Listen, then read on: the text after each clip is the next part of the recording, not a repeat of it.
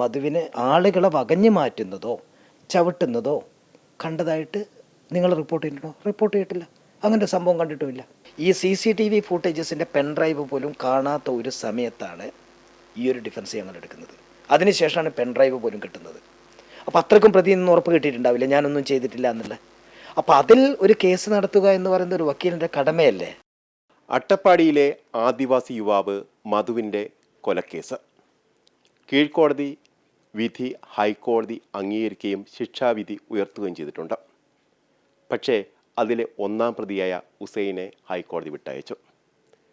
ഒരുപക്ഷെ അത് അഭിഭാഷകൻ്റെ കഴിവ് കൊണ്ടായിരിക്കാം, അതോ പ്രോസിക്യൂഷൻ ഇക്കാര്യത്തിൽ സ്വീകരിച്ച തെളിവ് ശേഖരണത്തിൻ്റെ അഭാവം മൂലമോ. ഒന്നാം പ്രതിയുടെ അഭിഭാഷകനായ ഷജിത്ത് നമുക്കൊപ്പം ചേരുകയാണ്. അഭിനന്ദനം പറയണമെന്നുണ്ട്, പക്ഷേ കേരള പൊതുസമൂഹം ഒരു പക്ഷേ ഒന്നാം പ്രതിയെ വിട്ടയച്ചത് അത് ആ രീതിയിൽ അംഗീകരിക്കണമെന്നില്ല. എങ്ങനെയാണ് ഈ കേസിൻ്റെ ഈ ഒന്നാം പ്രതിയെ വിട്ടയച്ചതുമായി അതിനെ കാണുന്നത്? ഒന്നാം പ്രതിക്കെതിരെ പ്രോസിക്യൂഷൻ ഡിജിറ്റൽ തെളിവുകൾ മാത്രമല്ല ഓറൽ എവിഡൻസ് കൊണ്ടുവന്നൊരു കേസായിരുന്നു ഇത്. ഇപ്പോൾ യഥാർത്ഥത്തിൽ ഈ കേസിൽ ഏറ്റവും കൂടുതൽ തെളിവ് നിരത്തപ്പെട്ടത് ഒന്നാം പ്രതിക്കെതിരായിട്ടായിരുന്നു. കാരണം 8-19 സാക്ഷികളുണ്ട്. 8ാം സാക്ഷി സുരേഷ്, 19ാം സാക്ഷി മണികണ്ഠൻ. ഇവർ രണ്ടുപേരും സംഭവം തൊട്ടടുത്ത് നിന്ന് കണ്ടു, മധുവിനെ ചവിട്ടുന്ന എന്നുള്ള ഒരു ആരോപണമായിട്ടാണ് പോലീസ് വന്നതും പ്രോസിക്യൂഷൻ തുടർന്ന് നടപടികൾ പോയതും. എന്നാൽ ഈ ഒരിക്കലും ഡിജിറ്റൽ തെളിവുകൾ സ്വീകരിക്കാൻ പറ്റില്ല എന്നുള്ളൊരു വാദം ഒരിക്കലും ഒന്നാം പ്രതി എടുത്തിരുന്നില്ല. ഒന്നാം പ്രതിക്ക് വേണ്ടി അന്നും ഇന്നും എടുത്ത വാദം ഡിജിറ്റൽ തെളിവുകൾ അംഗീകരിക്കണം, ഡിജിറ്റൽ തെളിവുകൾ അംഗീകരിച്ചാൽ മാത്രമേ ഒന്നാം പ്രതിയുടെ നിരപരാധിത്വം പുറത്തു വരുള്ളൂ എന്നായിരുന്നു. കാരണം ഒരു നിരപരാധി ഒരു കുറ്റം ചെയ്ത ഒരാൾ അയാൾ ശിക്ഷിക്കപ്പെടാതിരിക്കുമ്പോഴാണ് യഥാർത്ഥ നീതി നടപ്പിൽ വരുത്തുന്നത് എന്നാണ് ഞാൻ വിശ്വസിക്കുന്നത്. അപ്പം അന്ന് തന്നെ എനിക്കിപ്പോഴും ഓർമ്മയുള്ളൊരു കാര്യം, അന്ന് എൻ്റെ യശസ്വരീരനായ ബഹുമാനപ്പെട്ട എൻ്റെ സീനിയർ അഡ്വക്കേറ്റ് എം അശോകൻ, കേരളത്തിൽ അഭിലാഷ് അറിയുന്ന, കേരളത്തിൽ മുഴുവൻ അറിയപ്പെടുന്ന പ്രഗത്ഭനാഗ്രഹമുള്ളവരാണ്. അദ്ദേഹമാണ് അങ്ങനെ ഒരു സ്റ്റാൻഡ് എടുത്തത്. അതായത് PW 8-19 സാക്ഷികൾ നമുക്കെതിരായിട്ട്, അതായത് ഒരു കാര്യം അഭിലാഷ്, ഇതിൽ A1-നെതിരായിട്ട് മാത്രമേ സാക്ഷി പറയാൻ ആളുകളുണ്ടായിരുന്നുള്ളൂ. A1-നെതിരായിട്ട് മാത്രം, മറ്റൊക്കെ ഡിജിറ്റൽ തെളിവുകളാണ്. A1-നെതിരായിട്ട് ഡിജിറ്റൽ തെളിവുകളും. അപ്പം ഈ വിചാരണ നടന്നുകൊണ്ടിരിക്കുമ്പോൾ 8-19 സാക്ഷികൾക്ക് പുറമെ ഈ ഭണ്ണാരത്തിന് ചുറ്റും ഏകദേശം ഒരു 50-ൽ കൂടുതൽ ആളുകൾ തിങ്ങി നിറഞ്ഞു നിൽക്കുന്നുണ്ട്. മധുവിന് ചുറ്റുമുണ്ട്, മധുവിന് തൊട്ട് പിന്നിലുണ്ട്, മുമ്പിലുണ്ട്, എല്ലാ സ്ഥലത്തും ആളുകളുണ്ട്. എന്നാൽ 8-19 സാക്ഷികളെയാണ് പ്രോസിക്യൂഷൻ കൊണ്ടുവന്ന സാക്ഷികൾ. അതിൻ്റെ പുറമെ 2 സാക്ഷികൾ വേറെ. അതിലൊന്ന് മധുവിൻ്റെ അടുത്ത ബന്ധുവാണ്, അയാൾ സംഭവം കണ്ടിട്ടില്ല എന്ന് പറഞ്ഞു. ഒന്ന് വേറൊരാളും, പിന്നെയുള്ളത് 8-19. ഈ 8-19 സാക്ഷികൾ വളരെ കൃത്യമായിട്ട് ഹുസൈൻ വന്ന കാര്യവും ഹുസൈൻ അവിടെ എത്തിയ കാര്യവും, അതുപോലെ തന്നെ ആളുകളെ വകഞ്ഞു മാറ്റി ഹുസൈൻ മധുവിനെ ചവിട്ടുന്നതും, ഭണ്ണാരത്തിന് പുറത്ത് ഈ തല പുറത്ത് ഭണ്ണാരത്തിന് ഇടിക്കുന്നു, അങ്ങനെ എന്ത് ചെയ്യുന്നു, ഭയങ്കര ക്ഷീണിതനാവുന്നു, ഭാവ വ്യത്യാസം വരുന്നു. ഇങ്ങനെയൊക്കെയാണ് തെളിവുകൾ വന്നത്. എന്നാൽ ഈ ഡിജിറ്റൽ തെളിവുകൾ തന്നെ അംഗീകരിച്ചുകൊണ്ട് ഒന്നാം പ്രതി ഡിജിറ്റൽ തെളിവുകൾ അംഗീകരിക്കണമെന്ന് പറയുമ്പോൾ ഇതിൽ കേസിലൊരു വിരോധാഭാസം. 2 മുതൽ 16 വരെ പ്രതികൾ ഈ ഡിജിറ്റൽ തെളിവുകൾ ഒരിക്കലും അംഗീകരിക്കാൻ പാടില്ല എന്നുള്ള സ്റ്റാൻഡായിരുന്നു എടുത്തിരുന്നത്. അപ്പോൾ ഈ വിചാരണ വേളയിലാണ് ക്രോസ് എക്സാമിനേഷൻ സമയത്ത് ഈ CCTV ദൃശ്യങ്ങൾ കോടതിയിൽ, അത് കീഴ്ക്കോടതിയിൽ മാത്രമല്ല ബഹുമാനപ്പെട്ട കേരള ഹൈക്കോടതിയിലും പ്രദർശിപ്പിച്ചിരുന്നു.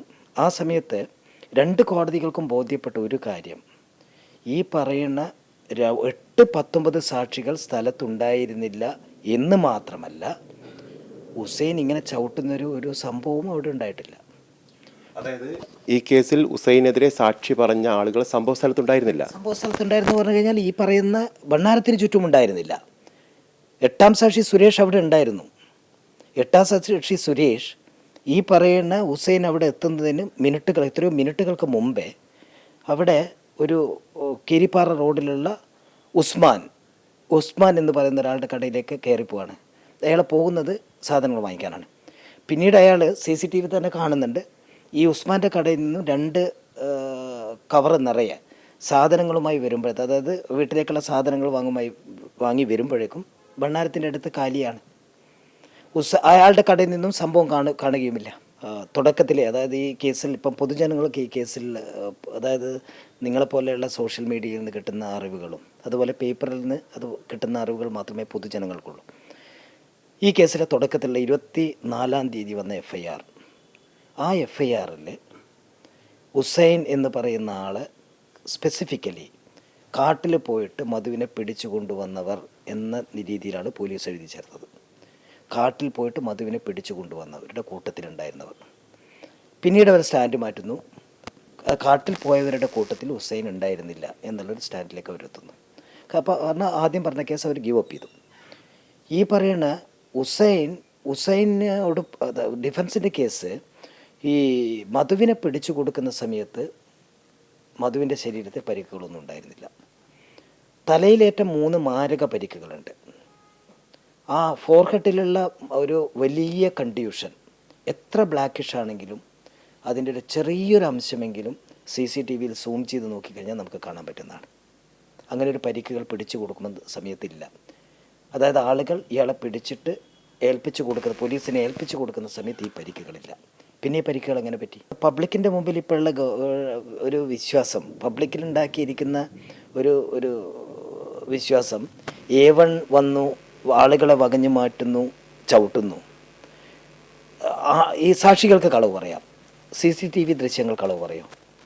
ഇത് മാത്രമല്ല, ഇത് അരിച്ച് പെറുക്കി, അതായത് ഒരു ചോദ്യത്തിന് അയാൾ പറഞ്ഞ ഉത്തരം, നിങ്ങൾ ഈ CCTV ദൃശ്യങ്ങൾ മൊത്തം പരിശോധിക്കാൻ എത്ര ദിവസം എടുത്തിട്ടുണ്ടായിരുന്നു ഞാൻ ചോദിച്ചിരുന്നു. 95 സാക്ഷിയോട്. ഷാജി വളരെ നല്ലൊരു എക്സ്പേർട്ടാണ് അയാൾ, അഭിലാഷിനും പരിചയമുണ്ടാവും. അപ്പോൾ അദ്ദേഹം പറഞ്ഞിരുന്നത് 3 ദിവസത്തിലധികം ഞാൻ എടുത്തു. അപ്പോൾ ഞാൻ വീണ്ടും ചോദിച്ചു, ഒരു മൈന്യൂട്ട് ആസ്പെക്റ്റും അരിച്ച് പെറുക്കി ബഹുമാനപ്പെട്ട കോടതിയിൽ റിപ്പോർട്ട് ചെയ്യാൻ വേണ്ടിയിട്ടല്ല 3 ദിവസം എടുത്തത്. അതേ എന്നായിരുന്നു അയാളുടെ ഉത്തരം.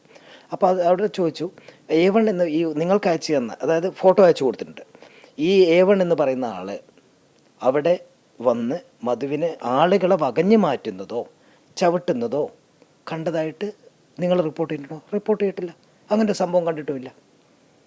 പിന്നെ അന്വേഷണ ഉദ്യോഗസ്ഥൻ പറയുന്നൊരു പ്രധാനപ്പെട്ട കാര്യമുണ്ട്, മധുവിനെ അയാളെടുത്ത CCTV ഫുട്ടേജസിൽ മധുവിനെ ചവിട്ടുന്നത് കാണാമായിരുന്നു എന്ന്. പിന്നീട് എന്ത് സംഭവിച്ചു? ആ CCTV ഫുട്ടേജസിന് കാണാമായിരുന്നു എന്നാണ് ഉത്തരമെങ്കിൽ. അപ്പം അതായത് അതുകൊണ്ടാണ് പറയണത്, അതായത് ഒരു 16 പ്രതികൾ വരുമ്പം ജനങ്ങൾ മുറവിളി കൂട്ടുമ്പം ജനങ്ങൾ ഇതൊരാൾക്കൂട്ട കൊലപാതകം എന്നുള്ള നിലക്ക് കാണുമ്പോഴും യഥാർത്ഥത്തിൽ നീതി നടപ്പാക്കപ്പെട്ടൊരു കേസ്. കാരണം 7 കൊല്ലം കൊടുത്തത് ഒരു എന്താ പറയുക, ഒരു ട്രിപ്പിൾ ലൈഫിലേക്കാണ് ബഹുമാനപ്പെട്ട ഹൈക്കോടതി നീങ്ങിയത്. അതെ, അതായത് 8-19 സാക്ഷികൾ ഫാബ്രിക്കേറ്റഡ് ആണെന്ന് ഞാൻ മാത്രമല്ല, കീഴ്ക്കോടതി കണ്ടെത്തി. അഭിലാഷ് കീഴ്ക്കോടതിയുടെ ജഡ്ജിമെൻ്റ് 141-ാമത്തെ പാരഗ്രാഫ് മുതൽ വളരെ കൃത്യമായിട്ട് കീഴ്ക്കോടതി എഴുതിയിട്ടുണ്ട് ഒരു കാര്യം, ശിക്ഷിച്ചിട്ടും A1 ശിക്ഷിച്ചിട്ടും ഒരു കാര്യം എഴുതിയിട്ടുണ്ട്. A1 ലോയർ ഇത്ര എഫേർട്ട് എടുത്ത് ഇത് കാണിച്ചു തന്നില്ലായിരുന്നുവെങ്കിൽ കീഴ്ക്കോടതി 8-19 സാക്ഷികളെ മുഖവിലക്കെടുത്തു പോകും. അഭിലാഷ് ഒന്ന് വിചാരിച്ചു നോക്കൂ, CCTV ഫുട്ടേജസ് ഇല്ലെങ്കിൽ ഇങ്ങനത്തെ ഒരു കേസിൽ A1 ഗതി എന്താകുമായിരുന്നു എന്ന്. CCTV ഫുട്ടേജസ് ഇല്ലെങ്കിൽ A1 ഇന്ന് ഒരുപക്ഷെ അഭിലാഷ് നേരെ തിരിച്ചാണ് എന്നോട് ചോദിക്കുക, ഇന്ന് A1 ലൈഫ് ഇംപ്രസൺമെൻ്റായി ജയിലിലുണ്ടാകുമായിരുന്നു. വിറ്റ്നസ് മേലായി, ബട്ട് ദ സർക്കംസ്റ്റൻസസും CCTV ഫുട്ടേജസും കളവ് പറയും. അപ്പോൾ അത്തരം ഇല്ലെങ്കിൽ അവർക്കൊരു ഏതെങ്കിലും ഡിഗ്രിയിൽ ക്യാമറ സ്ഥാപിച്ചിരിക്കുന്ന ഏതെങ്കിലും ഡിഗ്രിയിലാണ് എന്നുള്ളൊരു കേസ് അവർക്കുണ്ടെങ്കിൽ ഇത്രയും സെൻസേഷനായിട്ടുള്ളൊരു കേസിൽ പോലീസ് അത് നോക്കണമായിരുന്നു. ചുറ്റിലുള്ള 10-60 പേരുകളിൽ ഏതെങ്കിലും 2 പേരുടെ 164 സ്റ്റേറ്റ്മെൻറ്റ് എടുത്തുകൂടായിരുന്നു. അവർക്കും ഹോസ്റ്റലാവും ഭാവിയിൽ, അത് വേറെ കാര്യം. ഇതിലൊരു കാര്യം മനസ്സിലാക്കേണ്ട അഭിലാഷ്, പൊതുജനങ്ങൾക്ക് അറിയാത്തൊരു കാര്യം, ഇത് കൂട്ടത്തോടെ ഹോസ്റ്റലായിട്ടുള്ളൊരു കേസല്ല. ഇതിൽ A1 ടാർഗറ്റ് ചെയ്ത് A1 ആദ്യമേ ശിക്ഷിക്കണമെന്ന് ടാർഗറ്റ് ചെയ്ത് കൊണ്ടുവന്ന് A1 അഭിലാഷ് 103 സാക്ഷികൾ എടുത്തു പോയിക്കോളൂ. ഈ 103 സാക്ഷികളിൽ A1 എതിരായിട്ട് മാത്രമേ ഓറൽ എവിഡൻസ് വന്നിട്ടുള്ളൂ. ബാക്കി എല്ലാ പ്രതികൾക്കെതിരായിട്ട് അവിടെ സെൽഫ് സെർവിങ് മൊബൈൽ ഫോണിലുള്ള അവരുടെ എടുത്ത സെൽഫികളും അതുപോലെ CCTV ഫുട്ടേജസുമാണ് വന്നിരിക്കുന്നത്. ഫോറിൻ രാജ്യങ്ങളിലെ നിയമവും അവിടെയുള്ള ഇന്ത്യൻ എവിഡൻസ് ആക്റ്റും നമ്മളുടെ എവിഡൻസ് ആക്റ്റും തമ്മിൽ ഒരുപാട് വ്യത്യാസങ്ങളുണ്ട്.